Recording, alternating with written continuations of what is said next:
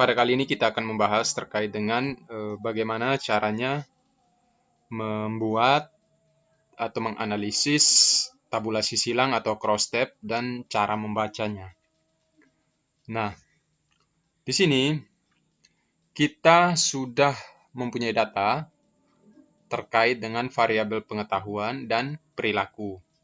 Nah, judulnya kira-kira begini, hubungan pengetahuan dengan perilaku apa gitu ya, hubungan pengetahuan X terhadap perilaku X begitu, atau hubungan pengetahuan X dengan perilaku X gitu.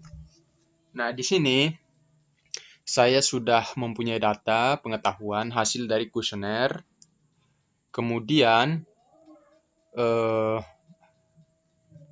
nilai-nilai numerik yang saya dapat dari instrumen itu dibuat kategori seperti ini, pengetahuan dan perilaku. Nah, setelah dibuat kategori, data inilah yang kemudian kita analisis menggunakan chi-square untuk apa? Untuk memperoleh data tabulasi silang tersebut gitu ya. Nah, ini saya mempunyai contoh sebanyak 30 responden. Di sini saya sudah kategorikan sehingga bisa dapat. Di sini saya bagi dua kategori, pengetahuan tinggi dan rendah, perilaku itu perilaku negatif dan perilaku positif gitu ya. Nah, di sini setelah kita membuat kategori, maka hasil pengkategorian inilah yang kemudian kita olah gitu, teman-teman. Nah, bagaimana caranya? Kita klik analyze, kemudian pilih descriptive statistik, pilih cross tabs. Nah, ini saya keluarkan dulu. Sorry. Nah, masukkan variabel yang sudah kita buat kategori tadi, yaitu pengetahuan ini 1 dan perilaku 1. Pengetahuan 1 kita masukkan di kotak kolom, perilaku 1 kita masukkan di kotak rows. Kemudian kita klik pada statistics. Kita centang pada pilihan chi-square. Centang, kita continue, kita pilih cells, kita centang pada pilihan observe, expected, dan total. Ya. Kemudian kita klik continue. Selanjutnya klik OK. Nah, di sini, teman-teman, saya mempunyai tabel berbentuk 2x2. 2x2 maksudnya kategorinya itu terdiri dari 2. Pengetahuan itu, ini kebalik ya. Sorry, ini tadi harusnya kita pindah posisinya. Ini pengetahuan, variabel bebasnya di rows, perilaku satunya di columns. Jadi variabel bebasnya di rows, variabel terikatnya di columns. Ini sudah tadi ya, kita sudah centang. Ini kita centang, kemudian klik OK. Nah, di sini teman-teman. Di sini saya punya tabel berbentuk 2x2. 2x2 maksudnya apa? Setiap variabel itu dibuat dua kategori, pengetahuan rendah, pengetahuan tinggi. Begitupun perilaku, perilaku negatif, perilaku positif. Kalau tabel 3x2 bagaimana? Misalkan pengetahuan sedang, rendah, dan tinggi. Atau rendah, sedang, dan tinggi gitu. Itu 3, kemudian perilakunya negatif dan positif. Artinya tabelnya berbentuk 3x2. Itu penentuannya, bentuk tabelnya itu tergantung dari penentuan kategorinya tersebut. Gitu teman-teman. Jadi berapa kategori yang teman-teman punya, itulah bentuk tabel yang dipakai gitu ya. Jadi saya di sini 2 kategori, pengetahuan rendah dan tinggi, perilaku negatif dan positif. Jadi 2x2. Nah, yang perlu diketahui teman-teman bahwa syarat uji chi-square ini adalah tidak boleh ada nilai expected count. Ini untuk tabel 2x2 ya.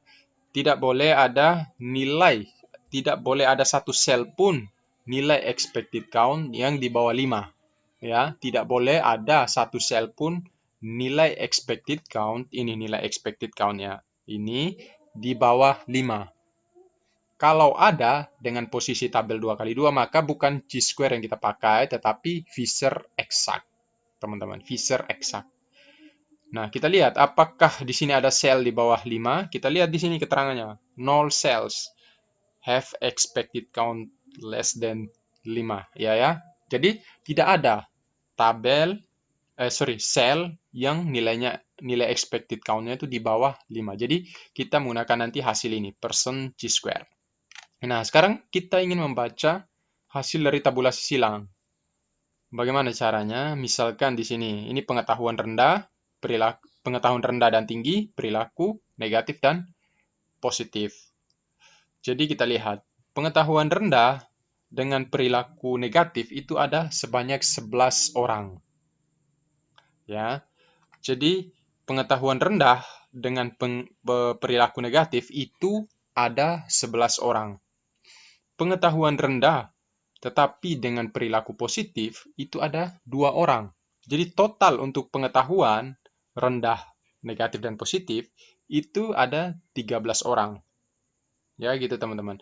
Jadi selanjutnya pengetahuan tinggi dengan perilaku yang negatif itu ada 1 orang. Jadi pengetahuannya ini tinggi.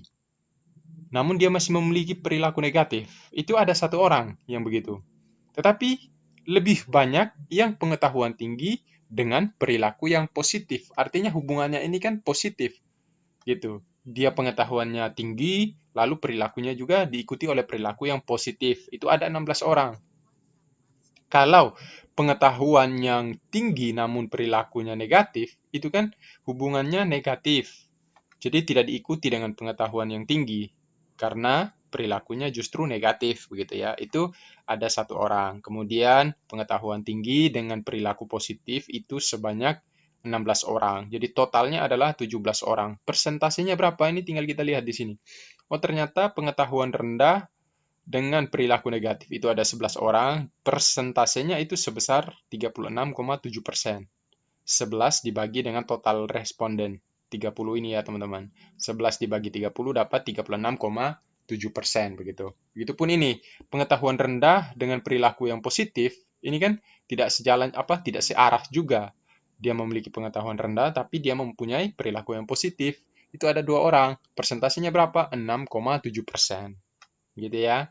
Kemudian tinggi. Pengetahuan tinggi dengan perilaku negatif itu ada 1 orang dengan persentase 3,3%.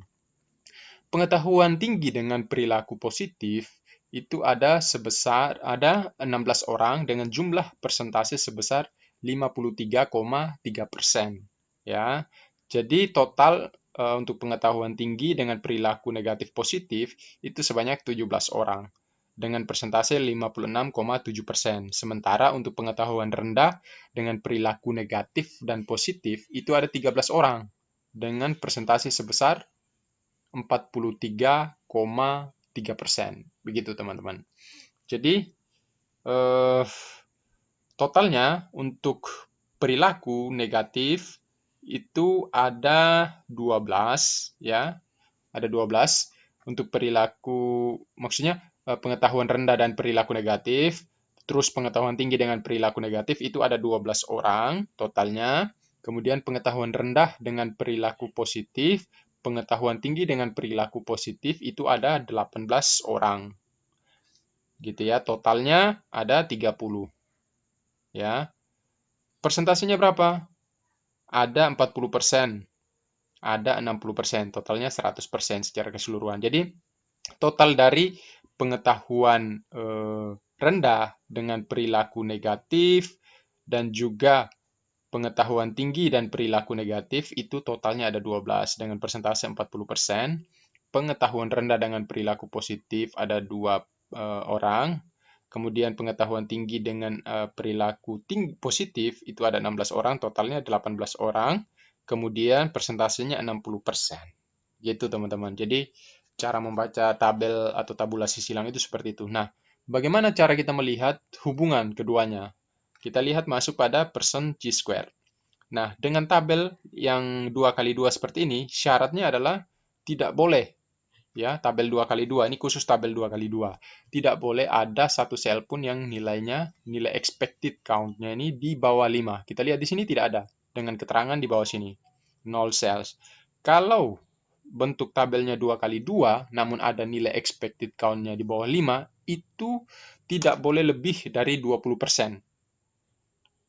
ya, tidak boleh lebih dari 20% sel yang ada nilai di bawah 5. Kalau tidak memenuhi syarat itu, maka dipakailah ini pengujian Fisher Exact Test, ya. Kita menggunakan pengujian ini, Fisher Exact Test. Nah, oleh karena tabel ini sudah memenuhi, artinya tidak ada tidak ada satu sel pun yang nilai expected count-nya itu di bawah 5, maka kita menggunakan person G-square. Kita pakai ini. Hubungannya bagaimana? Ada hubungan, teman-teman. Karena apa? Nilai personnya ini, nilai signifikansinya ini sudah di bawah 0,05. Gitu. Di bawah nilai 0,05. Oke, gitu teman-teman yang bisa saya sampaikan mengenai bagaimana cara membuat dan cara membaca hasil dari cross tabs atau tabulasi silang menggunakan Chi-square test. Oke, sekian dan terima kasih.